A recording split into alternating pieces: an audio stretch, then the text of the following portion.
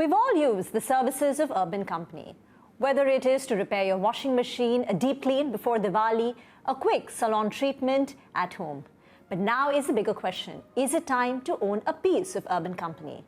Founded in 2014, Urban Company is India's largest tech-enabled platform for home services, and it's hitting the capital markets. 1,900 crore of an IPO size, valuation hitting nearly 15,000 crore rupees. Joining me on this special episode of IPO KYC is the founder, CEO, CMD, Abhiraj Singhbhal. Thank you very much for joining in, and I am Reema Tendulkar. Abhiraj, it's a great story, right? 2014, you've scaled rapidly, your revenues are annualizing 1,500 crores, you've got international expansion, you're growing at 30%, now getting into hardware. But the question is, you turned profitable in 2025.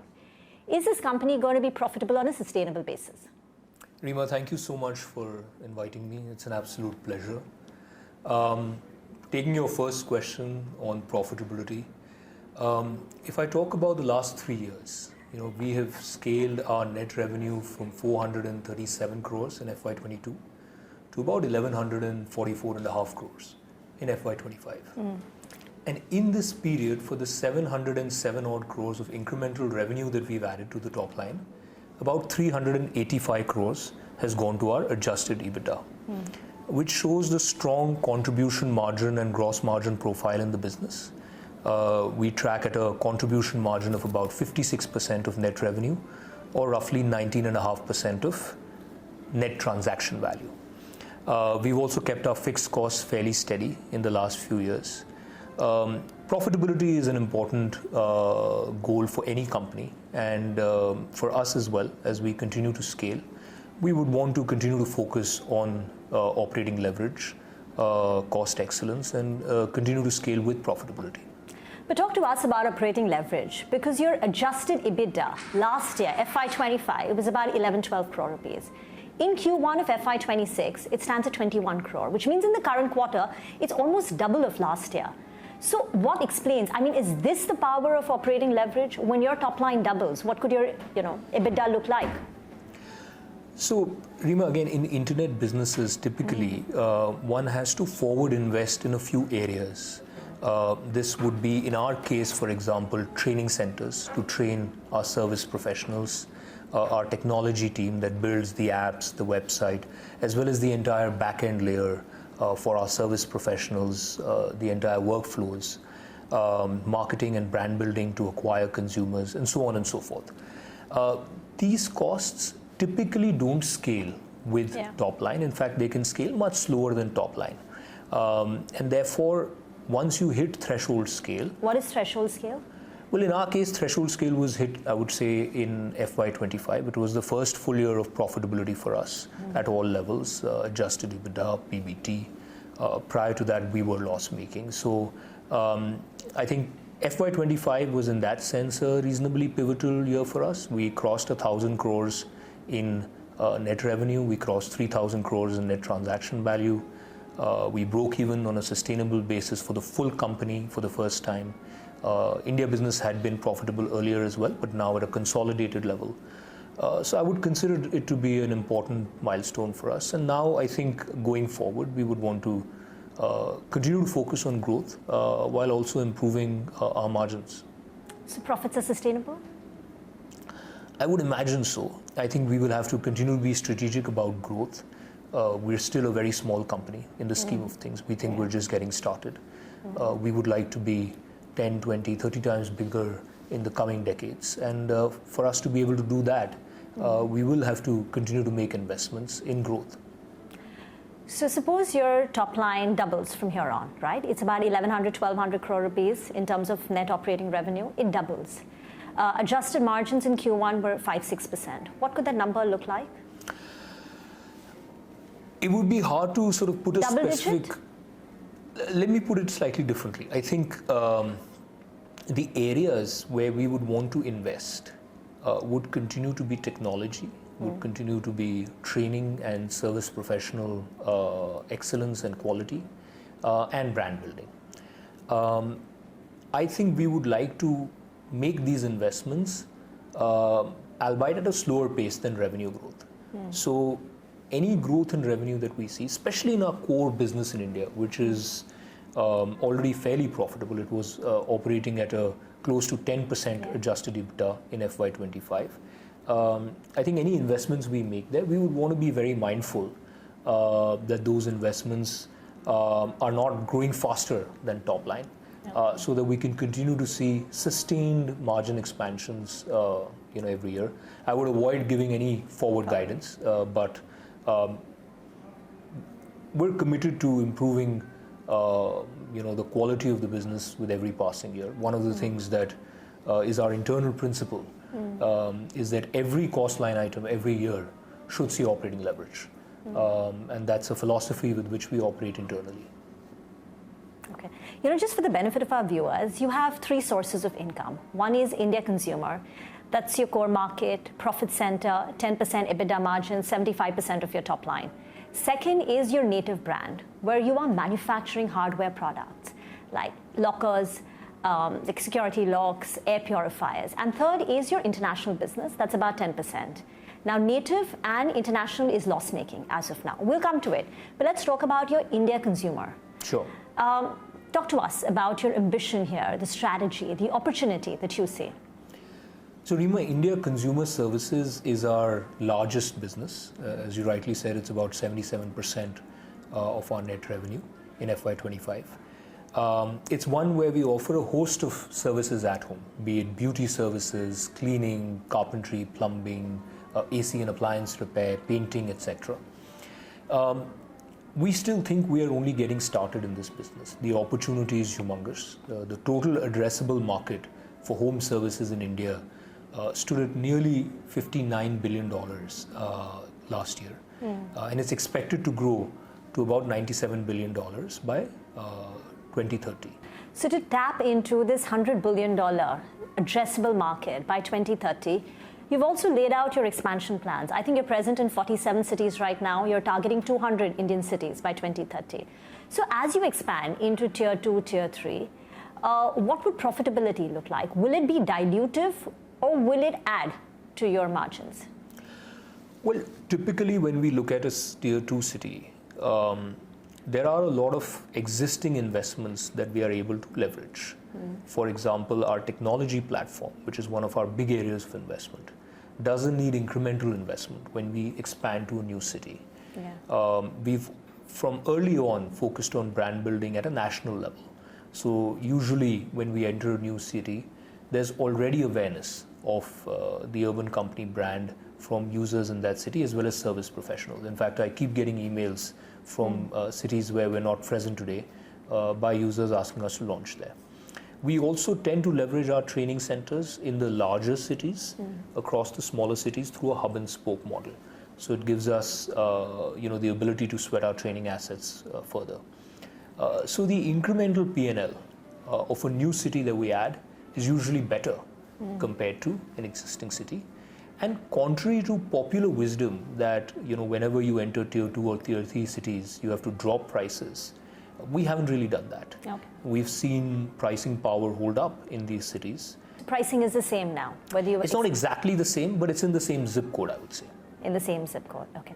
There's one concern that a lot of the top line, not a lot, part of the top line, your revenues are growing at 25% for the India consumer business for the last 2 years.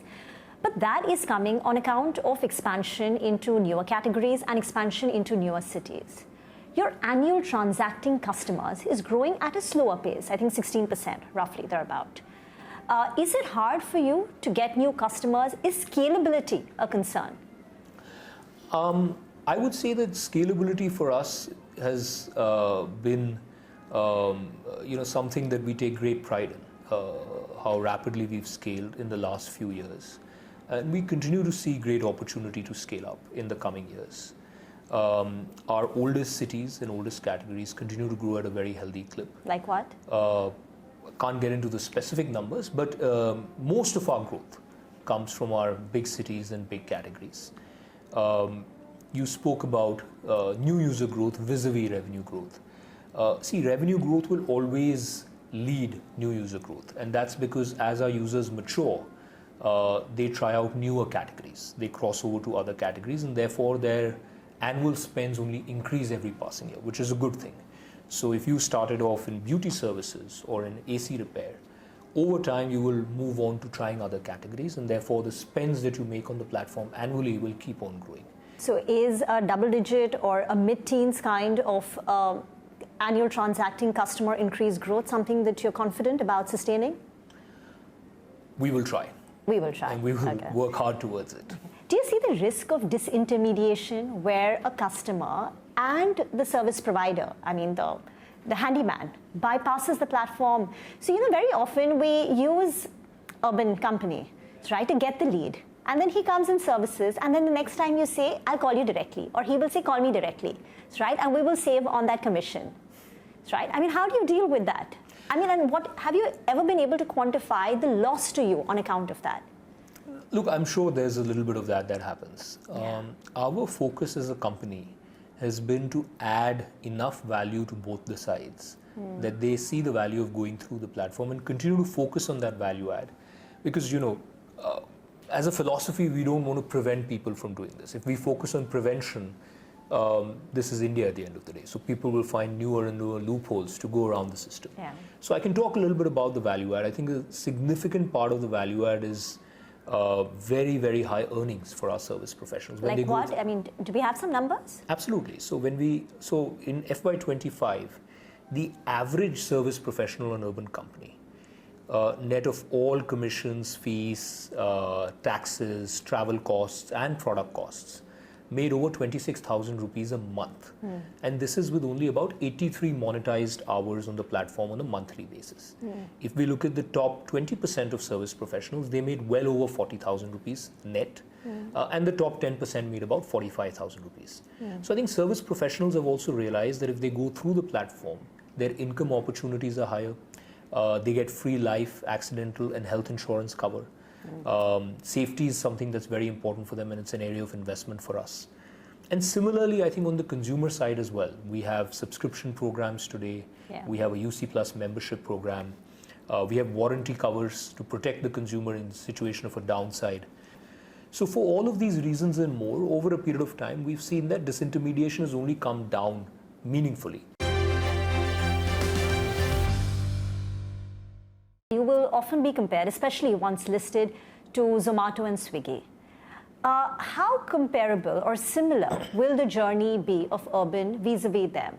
Because, at the end of the day, the way I see it, they're two separate categories, right? And each category brings its own dynamic. For instance, I can order, from a restaurant once a week. I can probably order groceries every single day. But I would require a deep clean once a year. I would require a handyman to repair my AC perhaps twice a year, right? So there is a difference in the frequency. Plus, yours is a more asset-heavy business where you are spending on training all your service professionals. I mean, how do you see the comparables being drawn as a consumer tech platform in India? I think we are a unique platform, Reema. Truly category-defining company with no real comparable. But a company that exactly looks like urban company and operates like urban company, there are very few and far between. And part of the reason is ours is a full stack model. It's not, technology is only one part of it. We focus a lot of energy on training. We focus a lot of energy on tooling, helping service professionals with certification, SOP compliance, pricing standardization, and the brand urban company stands behind every single service delivery. So if anything goes wrong, it is our neck to choke. Yeah. Have you modeled your company after any company? I think we definitely derive a lot of inspiration from players like Amazon. I think truly extraordinary company which focuses on the consumer. That's a company that we look up to. In India, we look up to DMart. We look up to Zomato. I think these are iconic companies as well. So we draw inspiration from several, great companies. Got that. So now let's talk about your second source of income, right? That is native. Where you're actually manufacturing water purifiers, for instance. What made you get into this category? So Reema, we have been in the category of water purifier servicing and filter changes for about 8 to 10 years now. And then about 5-6 years back, we entered into our own private label spare parts, the filters that go in. So there was already a base knowledge and a base consumer, consumer base that was transacting on the platform in this category. These consumers had a deep pain point which they voiced to us, which is that why does our water purifier need servicing and filter changes every few months? Why do I have to go through the hassle? And for a while we felt that this is how the industry is, this is how it operates, what can we do about it? But when this voice from the consumer became too loud, we decided that let us see if we would want to further vertically integrate and have our own device. It took us we took that call in 2021. It took us about 2 years of product development, R&D, to come up with a state-of-the-art water purifier that is needing no filter changes for up to 2 years. After 2 years, you service it once and it's again set for another 2 years. It's also very transparent and smart water purifier. It's integrated into the Urban Company app. You can see the quality of water you're drinking, the life of the various filters, and so on and so forth. So very starkly different from how the industry has operated, which is with opacity in a sort of a razor blade model. It's gotten off to a great start. It did about 116 crores of net revenue in FY25, which was the first full year of operations. In the first quarter, and we've reported that it's done about 60 crores of net revenue. So it's growing at a rapid pace. But it's loss-making? It is loss-making right now. Okay. But what's the scale that you need to flip the margins? I think, we have already seen operating leverage starting to play out materially in this business. Year on year, the losses have come down at a margin level. And we believe that as we continue to scale it, that operating leverage will play out, and it's a matter of time before this business also turns profitable. In 2 to 3 years? Again, I will not be able to focus on the specifics. But fair. If you look at our past history, newer businesses haven't taken a very long period of time for us to flip. But hardware is a different beast, right? There is inventory, there is working capital, there are warranties involved. Like, how much capital are you willing to invest, or you plan to invest in native? And what are the new categories you're entering? I think you're present only in 2 right now, smart locks and air purifiers. Yes. So historically, I think in the last few years, we've invested a little over, I think in the range of 50 to 100 crores in this business. Total. And I think it's gotten off to a great start. That's been over the last 2 to 3 years. So it gives you a sense of what could our investments look like over the next couple of years. I do think that this business will demonstrate operating leverage as it moves forward, and therefore we are hopeful that at least for the 2 lines of businesses that we operate today, which is water purifiers and smart electronic door locks, the meaningful portion of investments is behind us and not ahead of us. Are there new categories you're exploring, or where work has started, where you've identified pain points? Not at this point in time. I think, as you rightly said, it's a different business. It has lots of synergies with our existing business, particularly on the service side. The fact that we're inside the home, we have all of these insights, we have a supply chain that exists, which we've leveraged. But at the same time, it has certain unique aspects to it. So we also have to make sure that, we are focused. It's a calibrated approach. It's a calibrated approach. What about your global expansion plans? You're present internationally. I think UAE is already turned EBITDA positive. You've got presence in the Kingdom of Saudi Arabia, in Singapore. Today, it's, I think, 10% of your revenues. What could international revenue contribution look like? And how much of the IPO proceeds are going to go into your global expansion plans? So you're right, Reema. Internationally, we have wholly owned subsidiaries in UAE and Singapore, and we're in a 50-50 JV in the Kingdom of Saudi Arabia. The JV went live only on the 1st of January 2025. We are quite excited by our operations in UAE and Singapore. UAE, as you rightly said, is already EBITDA positive. Singapore hopefully will get there in the near future, and these businesses also demonstrate strong operating leverage. We have built a good brand in these 2 markets, but at the same time we're very early. and the opportunity is large. So we want to be focused on these two markets. The Kingdom of Saudi Arabia is even more early. It's a 50-50 So there are no new geographies you're targeting right now? Outside of these three, no. Because I would say the opportunity here is huge. And given the recency of our expansion into these markets, we would again want to focus on these markets first and make sure they get to scale, they get to profitability, they become a meaningful percentage of our top line. And more philosophically, I would say the opportunity in India today is so huge that we would rather focus our energies on going deeper into tier 2 and tier 3 cities in India versus expanding into newer countries. You all are also expanded in Australia and USA, and then you all rolled back, you all wound down the operation. Yes. All right. Okay, let me get to your newest offering, and I think it'll get everyone very excited, at least all the homemakers and the women. This InstaHelp. Yeah. Which is basically like if your Badli Bai doesn't show up on any day, in 15 minutes you can get someone to clean your homes. Pilot operations in Mumbai, I mean, what's been the response so far, the offtake? Response has been phenomenal. The pilot is now no longer a pilot. Okay. It's started How big is it?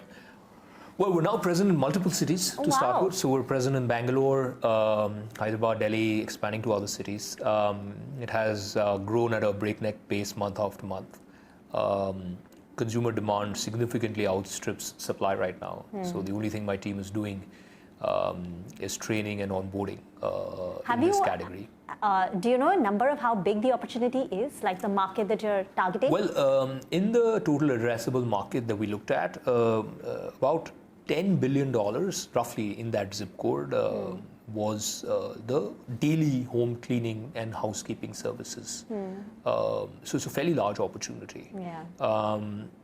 And I think that opportunity will only grow because, as you know, Reema, when a market is completely unorganized and completely fragmented, the total addressable market, is typically understated vis-a-vis what it could actually become when that market organizes. Through this platform and other similar platforms, for the first time, house help in India will make a decent middle class wage and become part of sort of the formal middle class India that we all, the promise of India will come alive for them.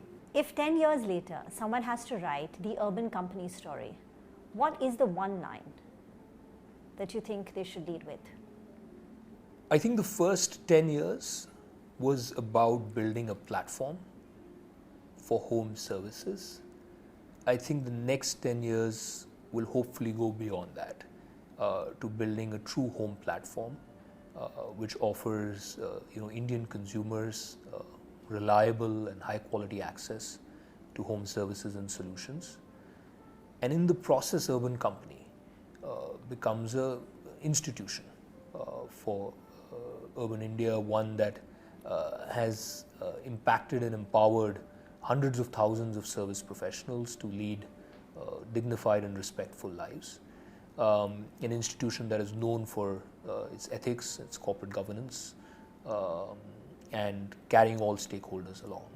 I think that's what we aspire to build over the next 10 years.